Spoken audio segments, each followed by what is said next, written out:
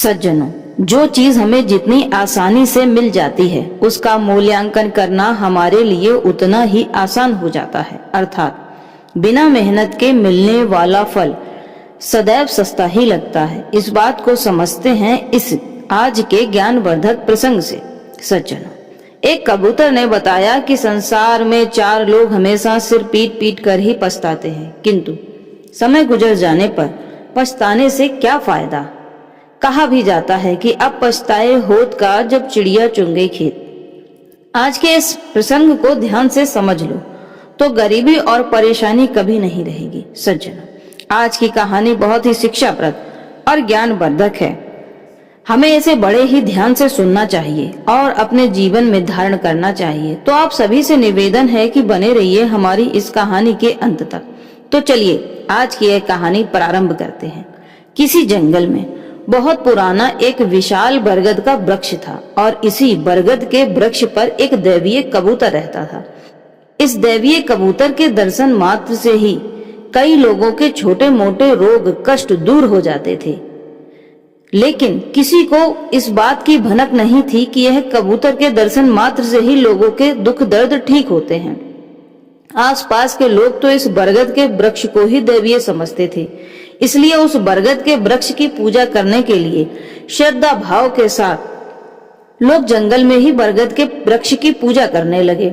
सज्जनों, इस कबूतर में एक विशेषता और ये थी कि वह जब भी बीट करता था तो उसके कुछ क्षणों बाद ही वह बीट सोने में बदल जाती थी, किंतु आसपास के लोग इस बात से भी पूरी तरह से अनजान थे। कोई नहीं जानता था कि कबूतर की बीट सोने में बदल जाती है। एक दिन एक शिकारी इस जंगल में शिकार करने के लिए आया। वह शिकार की तलाश में इधर उधर भटकता रहा, किंतु उसके हाथ कोई बढ़िया शिकार नहीं लगा।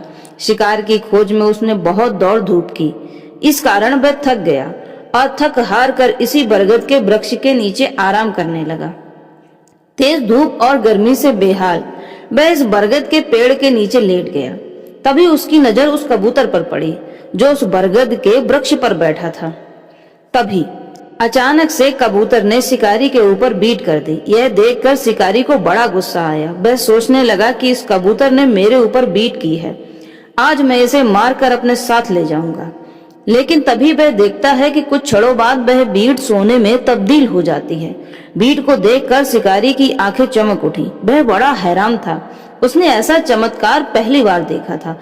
अब तो शिकारी कभी उस सोने की बीट को उठाकर देखता तो कभी ऊपर बैठे हुए उस कबूतर को देखता। उसे समझ ही नहीं आ रहा था कि उसके साथ ऐसा कौन सा चमत्कार हो रहा है, किंतु सोने की बीट को देख करके शिकारी समझ गया कि यह कबूतर कोई मामूली कबूतर नहीं है।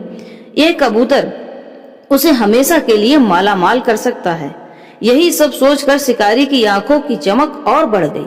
फिर शिकारी सोचने लगा, मेरा सारा जीवन शिकार करते करते बीत गया, पर मैंने ऐसा विचित्र कबूतर कभी अपनी आंखों से नहीं देखा कि जिसकी बीट सोने में बदल जाए। यदि सोने की बीट करने वाला यह कबूतर मुझे मिल जाए तो मेरा सारा जीवन बड़े आराम और चैन सुकून से कट जाएगा। मेरी आने वाली पीढ़ियां भी अपना जीवन चैन सुकून से यापन कर पाएंगी। अब तो वह अपने मन ही मन सोच रहा था कि किस तरह से इस कबूतर को अपने जाल में फंसाया जाए और अपनी गरीबी को दूर भगाया जाए। शिकारी ने बिना समय गवाए उस बरगद के पेड़ के नीचे कुछ दाने फैला दिए और उन दानों के ऊपर अपना जाल बिछा दिया। कुछ ही देर में शिकारी की मेहनत रंग लाई।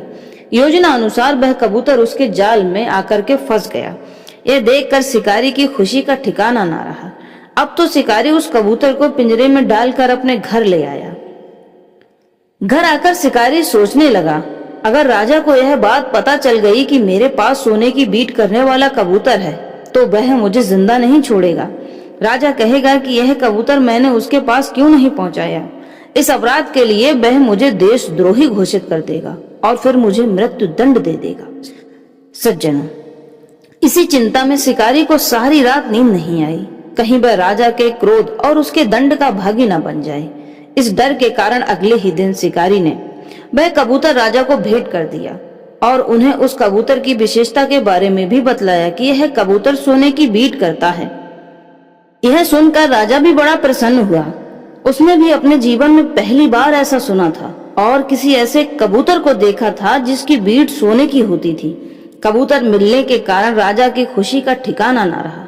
राजा ने शिकारी को इनाम में कुछ स्वर्ण मुद्राएं देकर उसे विदा कर दिया और उसने अपने राज्य के उच्च कोटि के कर्मचारियों को आदेश देकर कबूतर के रहने और खाने पीने की सारी व्यवस्था करवा दी। कई नौकर कबूतर की सेवा में लगा दिए गए। राजा ने स्वयं की खिदमत में लगे सभी नौकरों से कहा कि कबूतर के खाने पीने से लेकर आराम तक का पूरा पूरा ध्यान रखा जाए, और राजा स्वयं भी कबूतर के आसपास ही घूमने लगे। उधर मंत्री ने देखा कि एक मामूली से कबूतर के लिए राजा ने खास नौकर चाकर लगा रखे हैं। यह देखकर मंत्री को कुछ अच्छा नहीं लगा। अब मंत्री ने सोचा, इस मामूली से कबूतर की देखरेख में राजा ने जब सभी उच्च कोटि के नौकरों को काम पर लगा दिया है, तो फिर खास कामों के लिए खास नौकर मैं कहां से लाऊंगा। सज्जनों, तभी राजा ने मंत्री को आते हुए देखा और मंत्री से कहा कि देखो मंत्री, सच ही कहा गया है कि राजा अगर किसी पर मेहरबान हो जाए तो पूरी कायनात उस पर मेहरबान हो जाती है। उसकी जिंदगी हवा के झोंके की तरह बदली जा सकती है। मंत्री को राजा की यह बात बिल्कुल भी पसंद नहीं आई। मंत्री ने राजा से कहा, महाराज, अगर आप बुरा ना माने तो मैं आपसे एक बात कहूं। राजा बोले, कहिए मंत्री जी, बिल्कुल कहिए। तब मंत्री कहता है, महाराज, आपको कैसे पता कि कबूतर सोने की बीट करता है? क्या आपने उसे सोने की बीट करते हुए देखा है? मंत्री के सवाल का राजा के पास कोई जवाब नहीं था, इसलिए राजा चुप रहा। तब मंत्री दोबारा राजा से कहता है कि राजन, जो व्यर्थ की बात इस कबूतर को लेकर पूरे राजमहल में फैलाई जा रही है, क्या आपने ऐसा सुना है कि एक साधारण कबूतर सोने की बीट करता हो? यह तो पूर्णतः अतिशयोक्ति है, हे महाराज। ना तो ऐसा कभी हुआ है, ना आगे कभी हो सकता है कि पक्षी की बीट सोने की बन जाए। मुझे लगता है आप बेकार में ही शिकारी की बातों में आ गए। हे राजन, आप इस राजमहल के सर्वश्रेष्ठ नागरिक हैं। आपकी पहचान से ही हमारे संपूर्ण राज्य की पहचान होती है। आपकी प्रतिभा, आपके गुण, आपके आचार विचार, आपके नियम संयम, आपके धर्म, आपके संस्कार, आपकी प्रतिष्ठा और आपकी समस्त योग्यताएं, यह केवल आपको ही प्रदर्शित नहीं करती हैं, बल्कि पूरे साम्राज्य को प्रदर्शित करती हैं। मेरा मानना है, यदि आप इस तरह से किसी भी अनजान व्यक्ति की बातों में आकर ऐसे हर किसी पर विश्वास कर लेंगे तो ठीक नहीं है। मंत्री की इस तरह की बातों को सुनकर राजा ने सोचा, मंत्री भी अपनी जगह ठीक कहता है। भला कबूतर सोने की बीट क्यों करने लगा? ऐसा चमत्कार तो सिर्फ कहानियों में ही होता है। हकीकत में तो मैंने ऐसा कभी न सुना न देखा। फिर आज कैसे हो जाएगा? मैं भी शिकारी की बेकार की बातों में आकर मूर्ख बन बैठा। अब तो राजा को एकदम से ऐसी सनक चढ़ी कि उसने तुरंत अपने नौकरों से कहा कि इस कबूतर को छोड़ दिया जाए। सज्जनों, जब कबूतर को छोड़ दिया गया और वह पिंजरे से छूटकर राजमहल के मुख्य द्वार के ऊपर जा बैठा, तो वहीं से उसने सोने की बीट की। यह देखकर राजा और उसका मंत्री, साथ ही साथ काम पर लगे सभी कर्मचारी आश्चर्यचकित रह गए। तभी वह कबूतर जोर जोर से हंसने लगा और हंसते हुए कहने लगा कि हे मूर्ख राजा, मुझे तेरे ऊपर बड़ी हंसी आती है। पहला मूर्ख तो मैं था जो शिकारी के जाल में आकर के फंस गया, और दूसरा मूर्ख वो शिकारी था जो सारी बात जानते हुए भी मुझे तुझे सौंप गया। और हम दोनों में से तो सबसे बड़ा मूर्ख तू है राजा, और तेरा मंत्री है जिसने घर आए सोने को स्वयं ही ठुकरा दिया। कहते हैं यह चार लोग हमेशा दुख और परेशानी को ही भोगते हैं। नंबर 1, मनुष्य का उतावला होना। यह उतावलापन उसे पछताने के लिए मजबूर कर देता है। नंबर 2, जो व्यक्ति हर कार्य का लाभ शीघ्र पाना चाहता है, उसका काम और लाभ दोनों शीघ्र ही नष्ट हो जाते हैं। सज्जन, कुछ काम अपना लाभ देर से देते हैं। ज्यादा उतावलेपन में रहने से व्यक्ति जल्दबाजी में अपने लाभ को ही नष्ट कर देता है, क्योंकि वह परिणाम आने तक इंतजार नहीं कर पाया, इसलिए उस लाभ तक नहीं पहुंच पाता है। फिर बाद में जो परिणाम उसे मिलता है, उसे देखकर पछताने के सिवाय उसके पास कुछ भी नहीं बचता।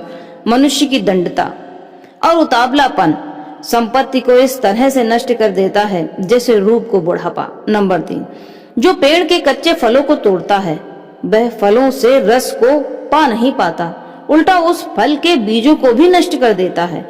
और जो समय पर पके हुए फल ग्रहण करता है, वह उसके फल को भी महसूस करता है, उसके फल को भी प्राप्त करता है, उसके रस को भी प्राप्त करता है, उसके बीज से फिर पुनः नए वृक्षों का निर्माण करता है और उन वृक्षों से फलों को भी प्राप्त करता है। सज्जन, जैसे गाय गढ़ से देखती है, ब्राह्मण वेद और पुराणों से देखता है, राजा जासूसों से देखता है, साधारण लोग आंखों से देखते हैं और बुद्धिजीवी अपनी बुद्धि और विवेक से देखते हैं, उनके घर में कभी भी धन की कमी नहीं आती है।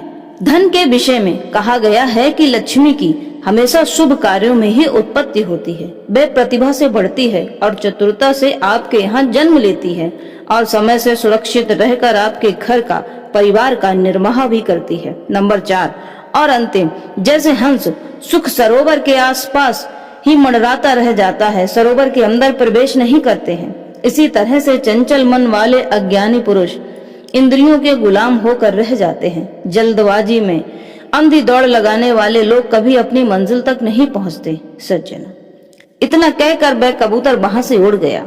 जब राजा ने कबूतर के सच को जाना और उसकी बातों को सुना तो अपना सिर पीट पीट कर पछताने लगा, मगर अब क्या हो सकता था। सांप के निकल जाने के बाद लीक पीटने से कोई फायदा, कोई उम्मीद नहीं रहती है।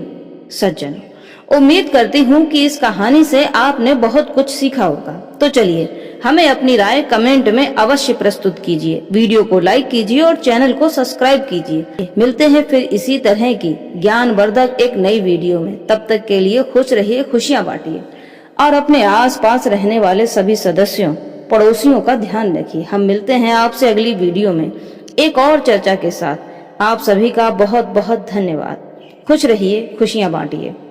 जय श्री कृष्ण दोस्तों।